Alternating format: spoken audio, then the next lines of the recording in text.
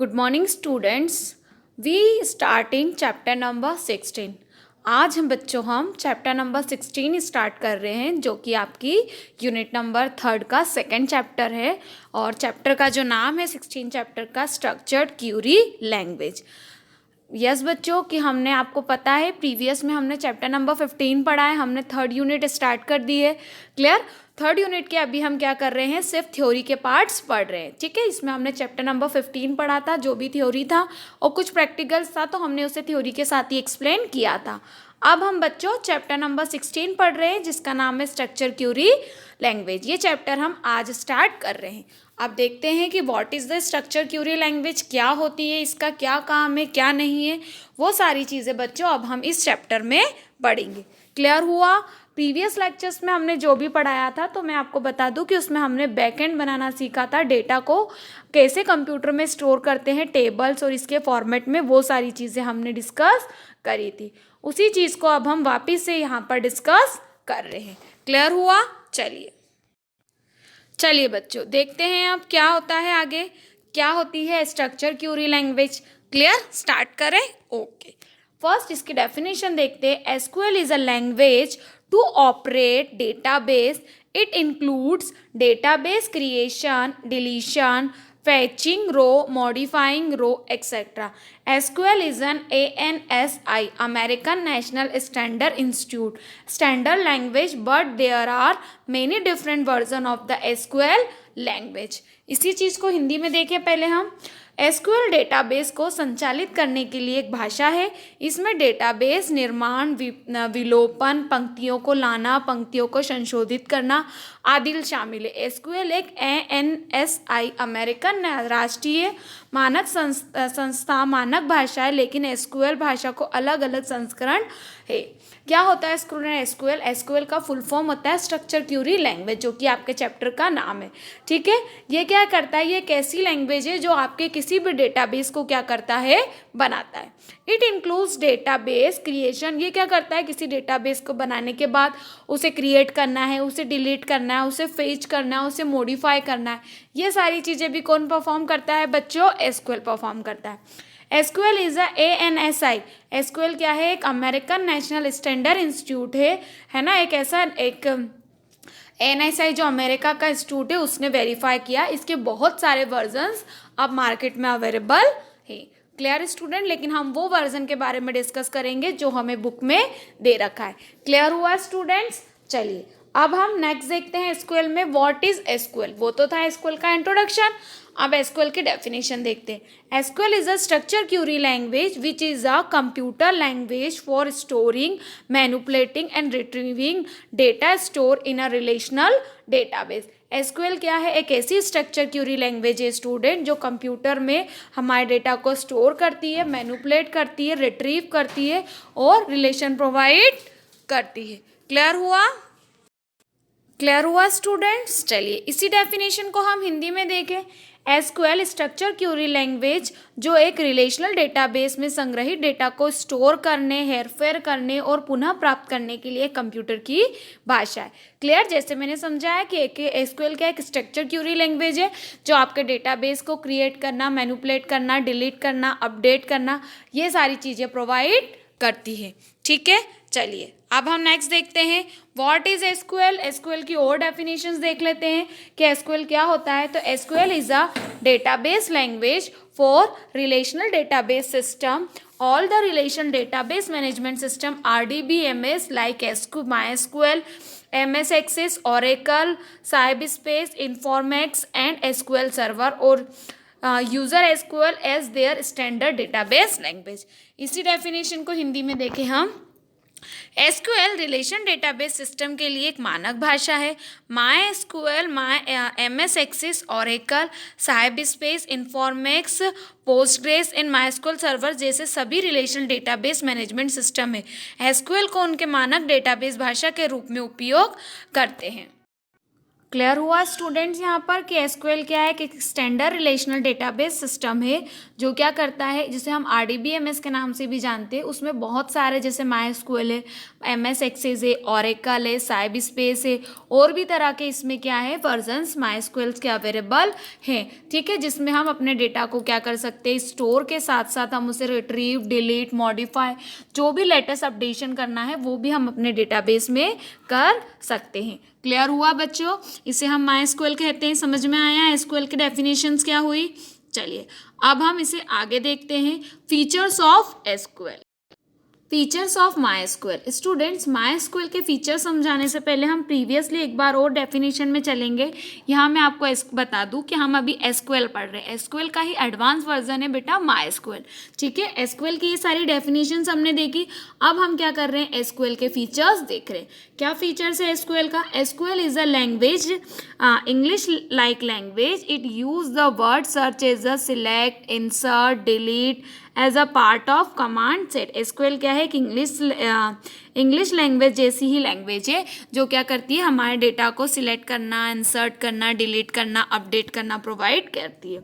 उसके बाद SQL is a non procedural language. Non procedural language मतलब इसमें कोई भी चीज़ प्रोसेस के अकॉर्डिंग नहीं होती, वन बाय वन इसमें चीज़ें मैनेज की जाती है। क्लियर। चलिए थर्ड पॉइंट देखें हम, SQL process set of record rather than a single record at a time, the most common form of the set of record in a table. SQL क्या करता है, एक ऐसी प्रोसेस लैंग्वेज है जो हमारे सिंगल रिकॉर्ड को एट द टाइम क्या करता है, स्टोर करता है। नेक्स्ट देखें, SQL can be used by the range of users include DB, application, program management, personal and other type and of user. SQL क्या करता है, किसी भी प्रोग्राम को इंक्लूड करता है। डेटाबेस जो मैनेजर होता है, जो एप्लीकेशन प्रोग्राम होता है, वो अपनी पर्सनल डिटेल के टाइप्स में भी डेटा को यहाँ स्टोर कर सकता है। Next, SQL provides commands for a varieties of task include. SQL में बहुत सारे टास्क को इंक्लूड किया गया है, जैसे किसी क्यूरी लिखना, फिर उसको इंसर्ट, डिलीट, अपडेट करना, फिर क्रिएट करना, मॉडिफाई करना, ठीक है, कंट्रोल करना। क्लियर। और डेटाबेस को कंसिस्ट करना, ये सारी चीज़ें भी फीचर्स ऑफ एसक्यूएल में प्रोवाइड की जाती है। क्लियर हुआ। ठीक है बच्चों, यहाँ पर आपको क्लियर हुआ कि फीचर्स क्या हैं एसक्यूएल के। क्लियर। चलिए हिंदी मीडियम को ये फीचर्स हिंदी में भी बुक में अवेलेबल हो जाएंगे। क्लियर। नेक्स्ट देखिए यहाँ पे फीचर्स ऑफ एसक्यूएल में कुछ और फीचर्स जो मुझे बहुत अच्छे लगे, जैसे relational database language database language. Next है सिंपल है, फ्लेक्सिबल है, पावरफुल है, प्रोवाइड हम क्रिएट, मॉडिफाई, इंसर्ट ये सब चीज़ें करते हैं। डेटा को सिक्योरिटी भी प्रोवाइड करता है, provide the concept of view, अलग अलग चीज़ के नए नए कॉन्सेप्ट भी ये प्रोवाइड करता है स्टूडेंट्स। क्लियर हुआ। अब नेक्स्ट क्या है, integrity checks and other inserting data, और भी अलग अलग जो डेटा को इंसर्ट कर सकते हैं और डेटा को मैनिपुलेट कर सकते हैं, वो सारी चीज़ें भी हम किससे कर सकते हैं, एसक्यूएल से परफॉर्म कर सकते हैं। ठीक है स्टूडेंट। पर आप देखिए कि ये पुराना फीचर से इतने हम इतनी नई चीज़ कर रहे हैं, तो जब हम माई एसक्यूएल पढ़ेंगे तो उसमें बहुत सारी और भी नई नई चीज़ें आपको देखने को और समझने को मिलेंगी। क्लियर हुआ बच्चों कि एसक्यूएल के क्या फीचर्स होते हैं। चलिए नेक्स्ट देखते हैं आप, कॉमनली यूज मॉडल्स आर, है ना। अब आपके स्टूडेंट आपकी बुक का नेक्स्ट टॉपिक है कॉमनली यूज्ड मॉडल्स, है ना। मतलब एसक्यूएल में कौन कौन से मॉडल यूज़ होते हैं, अब हम वो देखते हैं। ठीक है, पहले तो मॉडल्स क्या होते हैं वो देखें। A database model define the logical designs of data. The model describe the relationship between different part of the data hierarchically in data base design, है ना। इसी डेफिनेशन को हिंदी में देखें, एक डेटाबेस मॉडल डेटा को तार्किक डिज़ाइन को परिभाषित करता है। मॉडल डेटा के विभिन्न भागों के बीच संबंधों का वर्णन करता है। ऐतिहासिक रूप से डेटाबेस डिज़ाइन में 3 मॉडल आमतौर पर उपयोग किए जाते हैं। डेटा मॉडल क्या है, एक लॉजिकल डेटाबेस है, कैसे हम अपने डेटाबेस को इजी वे में डिज़ाइन कर सकते हैं। ये एक डिफरेंट फ्रॉम द हायरार्किकली, ये मेनली डेटाबेस जो हम डिज़ाइन करते हैं स्टूडेंट, मेनली ये 3 तरह के होते हैं जो हमें किसी भी डेटाबेस को डिज़ाइन करने के लिए प्लस उसे किसी अनदर पर्सन को समझाने के लिए बहुत ही ज़्यादा यूजफुल माने जाते हैं। क्लियर हुआ स्टूडेंट्स। चलिए नीचे नेक्स्ट देखते हैं आप, 3 मॉडल्स आर कॉमनली यूज, 3 तरह के मेन मॉडल्स होते हैं। पहला मॉडल होता है हायरार्किकल मॉडल, ठीक है। दूसरा मॉडल होता है network model. Now is third model is relational model. Clear? अब इन सबको हम एक एक करके देखते हैं। क्लियर हुआ? इसमें कोई प्रॉब्लम? चलिए देखिए अब सबसे पहले, अच्छा इसमें एक और मॉडल है स्टूडेंट, ऑब्जेक्ट ओरिएंटेड मॉडल, है ना। 3 मॉडल्स होते हैं, 3 model are there are commonly models of network model, hierarchical, network and relation model, जिसमें एक नया मॉडल अभी अभी जुड़ा है स्टूडेंट, जिसे हम ऑब्जेक्ट ओरिएंटेड डेटा मॉडल्स कहते हैं। क्लियर? पहला हम मॉडल देखेंगे बच्चों, कौन सा? Hierarchical model. क्या मॉडल है hierarchical model? A hierarchical data model is a data model in which the data are organized into the tree-like structure. The data are stored as record which are connected to one another through like a record in a collection of field with each field containing only one value. इसी डेफिनेशन को हिंदी में देखें, एक hierarchical data model एक ऐसा data model है जिसमें डेटा को ट्री जैसी संरचना में व्यवस्थित किया जाता है। डेटा को रिकॉर्ड के रूप में संग्रहित किया जाता है जो कि लिंक के माध्यम से एक दूसरे से जुड़े होते हैं। एक रिकॉर्ड का एक संग्रह है जिसके प्रत्येक क्षेत्र में केवल एक मूल्य होता है। हायरार्किकल डेटा मॉडल क्या होता है? इज नथिंग स्टूडेंट, एक ऐसा डेटा मॉडल जिसे हम एक डेटाबेस को हम किसका ट्री लाइक स्ट्रक्चर के रूप में डिस्क्राइब करते हैं। It store the record which is connected to the another link. ये ऐसे रिकॉर्ड को रिस्टोर करता है जो किसी अनादर सिस्टम, अनादर लिंक में क्या होते हैं? कनेक्टेड होते हैं। और record is a collection of field. Record को क्या कहते हैं? Collection of field which contain only the one value, मतलब हर एक रिकॉर्ड किसी एक वैल्यू को ही क्या करता है? कनेक्ट करता है। क्लियर? जिसे हम कौन सा मॉडल बोलते हैं बच्चों? तो उन्हें हम हायरार्किकल मॉडल कहते हैं। चलिए स्टूडेंट्स, क्लियर हुआ हायरार्किकल मॉडल। अब हम आगे देखते हैं हायरार्किकल मॉडल्स का एक स्ट्रक्चर। तो देखिए जैसे एक स्कूल लिखा है ए, फिर स्कूल ए और स्कूल बी। इस स्कूल में मतलब हम मान लें कि एक स्कूल है ए जिसमें हमने 2 ए क्लास दी है, क्लास ए और क्लास बी। मतलब एक स्कूल में कितनी क्लासेस लग रही है स्टूडेंट्स? 2, राइट। हर क्लास में स्टूडेंट ए बी सी है, इधर क्या है? D E F. मतलब किसी भी चीज़ को जब हम कंप्यूटर में स्टोर करते हैं जिस डेटाबेस को, तो उसे हमें आपको एक्सप्लेन करना है। तो उसको एक्सप्लेन करने के लिए कौन से फॉर्मेट की ज़रूरत होगी? तो उस फॉर्मेट को हम स्ट्रक्चर फॉर्मेट बोलते हैं, जिसे हम क्या नाम देते हैं? Hierarchical model. क्लियर हुआ हायरार्किकल मॉडल? चलिए स्टूडेंट्स, है ना, ये एक छोटा सा ट्री लाइक स्ट्रक्चर था जो मैंने आपको यहाँ पर डिस्क्राइब किया है। चलिए अब हम आगे देखते हैं, है ना, डेटा मॉडल्स, डेटाबेस मॉडल्स में हायरार्किकल मॉडल्स की कुछ एडवांटेज डिसएडवांटेज। पहला एडवांटेज है कॉन्सेप्चुअल सिंप्लिसिटी, मतलब जो भी कॉन्सेप्ट होता है, जो भी चीज़ होती है वो बहुत क्या होती है? सिंपल होती है। डेटाबेस सिक्योरिटी, हमारे डेटा को क्या रखता है स्टूडेंट? ये बहुत सिक्योर रखता है। नेक्स्ट है डेटा इंडिपेंडेंसी, हमारे डेटा की इंडिपेंडेंसी भी क्या होती है? बिल्कुल अच्छी होती है कि हम इसे कहीं भी किसी भी जगह पे ओपन या स्टोर कर सकते हैं। Next data integrity, duplication data या और दूसरी चीज़ परफॉर्म नहीं करता। उसके बाद efficiency, deal with a large database. हाँ, लार्ज डेटाबेस होते हैं तो उसके साथ डील करना थोड़ा सा मुश्किल होता है, बट वहाँ पे भी ये बहुत हद तक आपको फैसिलिटी प्रोवाइड करता है। अब इसके क्या देखते हैं स्टूडेंट? कुछ डिसएडवांटेज देखते हैं। कॉम्प्लेक्स इम्प्लीमेंटेशन, इसको इम्प्लीमेंट करना क्या होता है? कॉम्प्लेक्स होता है क्योंकि ड्रॉ बनाना पड़ता है। डिफ़िकल्ट टू मैनेज, हम हर जगह इसे मैनेज नहीं कर सकते। लैक स्ट्रक्चर इंडिपेंडेंसी, है ना, स्ट्रक्चर कितना भी बढ़ सकता है उसकी इंडिपेंडेंसी नहीं होती। फिर application program and user complexity, program बना रहा है या कुछ यूज़र है वो भी थोड़ा कॉम्प्लेक्स होता है। इम्प्लीमेंटेशन लिमिटेशन, बहुत सारे और भी लिमिटेशंस है। फिर lack of standard, lack of standard मतलब कुछ स्टैंडर्ड चीज़ें ये प्रोवाइड नहीं कर सकता। क्लियर हुआ स्टूडेंट? तो ये क्या थे हमारे कुछ हायरार्किकल जो मॉडल है उसके कुछ एडवांटेज और कुछ डिसएडवांटेज थे। क्लियर हुआ? तो यहाँ पर हमें हायरार्किकल मॉडल क्या होता है वो आपको बहुत अच्छे से एक्सप्लेन किया। चलिए स्टूडेंट, अब हम नेक्स्ट देखते हैं नेटवर्क मॉडल। चलिए बच्चों, नेटवर्क मॉडल क्या होता है उसकी डेफिनेशन देखें यहाँ। A network model is a database model conceived as a flexible way of representing object and their relationship. It is a distinct features is that the schemes viewed as a graph in which object type are nodes and relationship types or areas is not restricted to be in hierarchically and latency।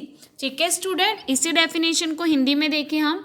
Network model एक database model है जिसे वस्तुओं और उनके संबंधों का प्रतिनिधित्व करने के लिए एक लचीले तरीके के रूप में कल्पना की जाती है, जिसका विशिष्ट विशेषता यह है कि इसमें स्कीमा एक ग्राफ के रूप में दिखाई देता है। ऑब्जेक्ट प्रकार नोड को संबंध प्रकार होते हैं, एक हायरार्की या जाली होने से प्रतिबंधित नहीं है। देखिए नेटवर्क मॉडल क्या होता है, ये भी एक डेटाबेस का मॉडल है जो क्या होता है, बहुत फ्लेक्सिबल होता है student, to represent the object and their relationship. जो ऑब्जेक्ट को तो रिप्रेजेंट करता है, रिलेशनशिप को भी क्या करता है, मैनेज करता है।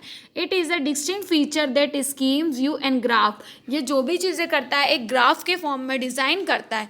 Which object type of node are relation and areas, इसमें जो भी नोड्स और जो भी रिलेशन होते हैं वो एक एरियाज के अकॉर्डिंग मैनेज किए जाते हैं। क्लियर हुआ बच्चों? तो ये आपका क्या था, एक नेटवर्क मॉडल था। जैसे आपको पता है कि एक नेटवर्क में बहुत सारे सिस्टम है, तो ये भी एक ऐसा मॉडल है जो हमारे नेटवर्क को क्या करता है, मैनेज करके रखता है। क्लियर हुआ स्टूडेंट? यहाँ पे समझ में आया? ठीक है कि नेटवर्क मॉडल क्या होता है, ये वन टाइप ऑफ मॉडल किसका मॉडल है, ये नेटवर्क का।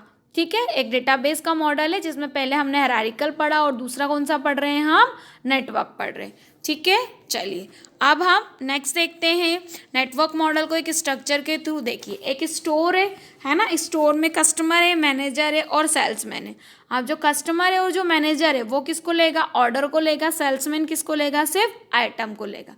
ठीक है, तो इस तरीके से यहाँ पे ग्राफ के थ्रू हम किसी भी चीज़ को नेटवर्क में डिस्क्राइब कर सकते हैं। तो ये हमारा कौन सा मॉडल है बच्चों, तो ये हमारा नेटवर्क मॉडल है। क्लियर हुआ? यहाँ पर कोई प्रॉब्लम समझ में आया अच्छे से कि नेटवर्क मॉडल क्या होता है, ये किसका टाइप है, इसे कैसे यूज़ कर सकते हैं, ठीक है, और उसकी चीज़ें क्या हैं। क्लियर अच्छे से? चलिए अब हम नेक्स्ट टाइप का हमारा नेक्स्ट मॉडल देखते हैं। नेक्स्ट मॉडल देखने से पहले हम इसके एडवांटेज और डिसएडवांटेज देख लें, किसके, नेटवर्क मॉडल के। एडवांटेजेस क्या है इसके, कॉन्सेप्चुअल सिंप्लिसिटी, वेरी सिंपल होता है, हैंडल मोर रिलेशनशिप टाइप, बहुत सारे रिलेशनशिप्स को टाइप को एक साथ हैंडल कर देता है। डेटा एक्सेस फ्लेक्सिबिलिटी, डेटा को आसानी से चेंज अपडेट कर सकते हैं। नेक्स्ट प्रमोट्स डेटाबेस इंटीग्रिटी, हमारे डेटाबेस को भी क्या करता है, इंटीग्रेट करता है।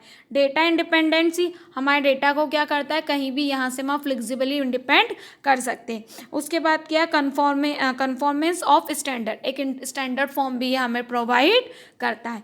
अब डिसएडवांटेज क्या है, सिस्टम कॉम्प्लेक्सिटी, हर सिस्टम में डिज़ाइन नहीं हो सकता, इसकी थोड़ी सी कॉम्प्लेक्सिटी होती है students.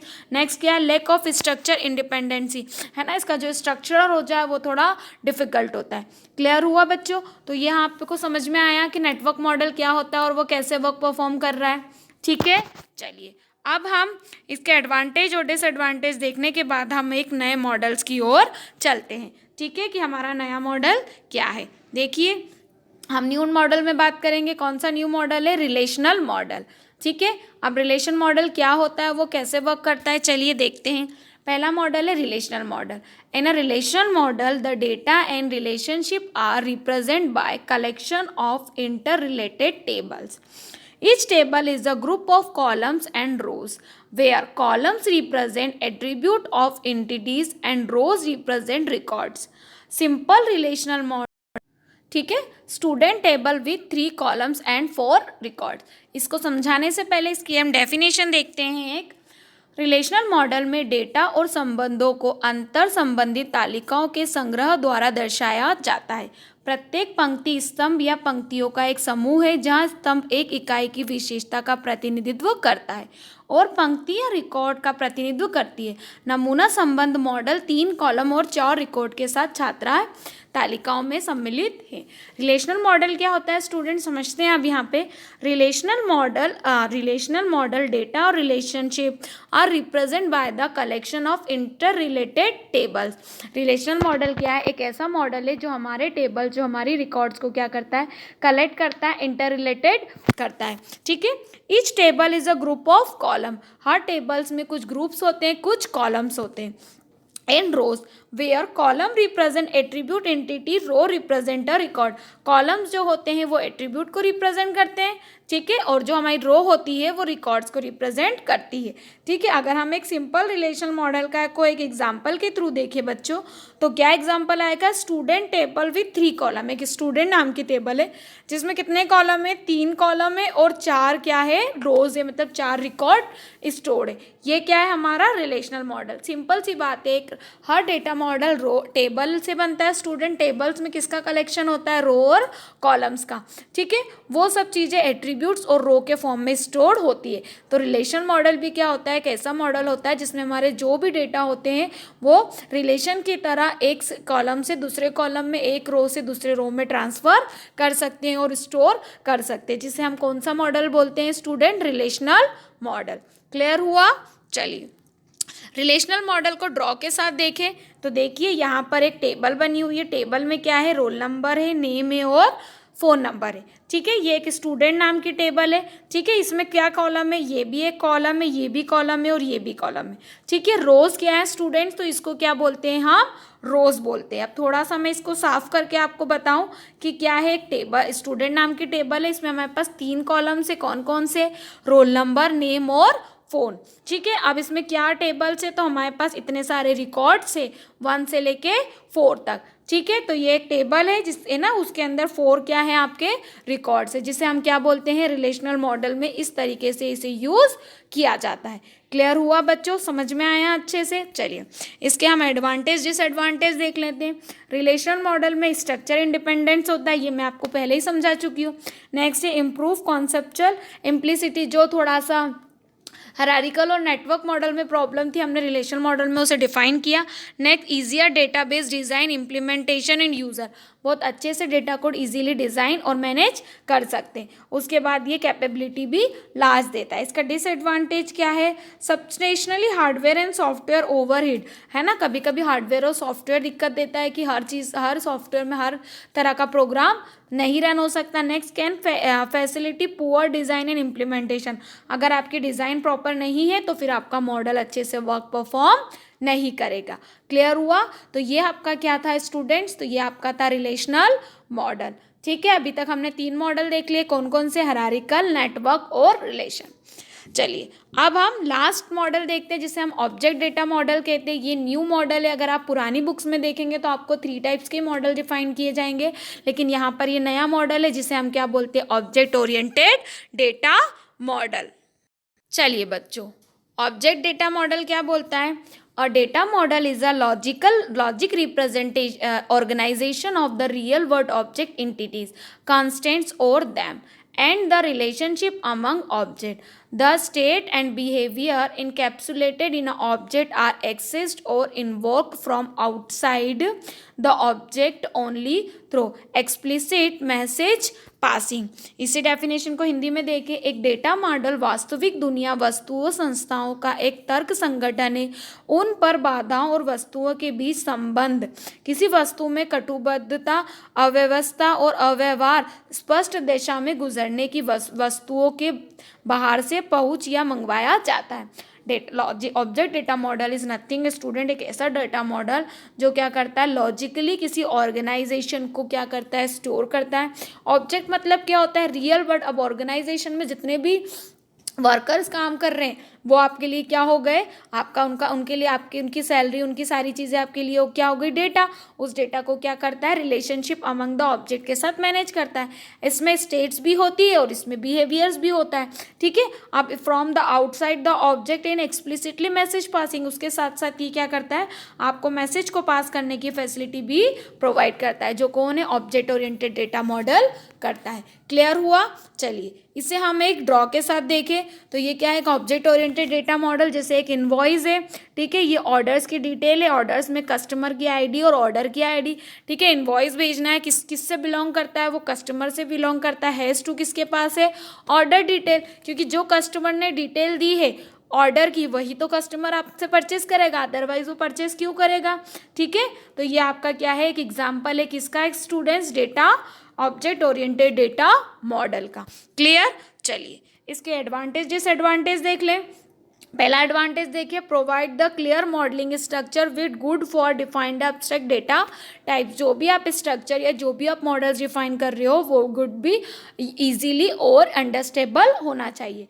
Model is easy to maintain, modify existing code, can create a new model and small changes. अगर कोई स्मॉल चेंजेस करे हैं आपने किसी मॉडल्स के अंदर तो उसको बहुत ही शुड भी इजीली आपको मैनेज करके रिफाइन करना पड़ेगा। क्लियर हुआ बच्चों, जिसे हम क्या बोलते हैं, ये हमारे क्या है एडवांटेजेस किसके, ऑब्जेक्ट ओरिएंटेड मॉडल के।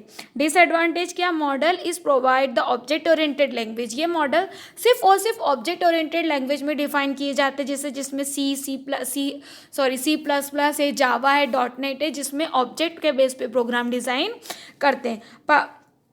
Participatory very complex applicable in many time. ये थोड़ा सा क्या हो जाता है स्टूडेंट्स, कॉम्प्लेक्स हो जाता है। तो ये क्या थे आपके ऑब्जेक्ट ओरिएंटेड डेटा मॉडल के एडवांटेज और डिसएडवांटेज थे। क्लियर बच्चों, चलिए आई होप सो स्टूडेंट्स कि आज के लेक्चर्स में हमने जो चैप्टर नंबर 16 स्टार्ट करा उसमें एसक्यूएल देखा, उसके फीचर्स देखे और उसके डेटा मॉडल्स देखे। आई होप सो कि ये सारी चीज़ें आपको बहुत अच्छे से क्लियर हुई है। ठीक है स्टूडेंट्स, चलिए अब हम इसके नेक्स्ट पार्ट के साथ नेक्स्ट लेक्चर में मिलेंगे। क्लियर बच्चों, ओके, थैंक यू।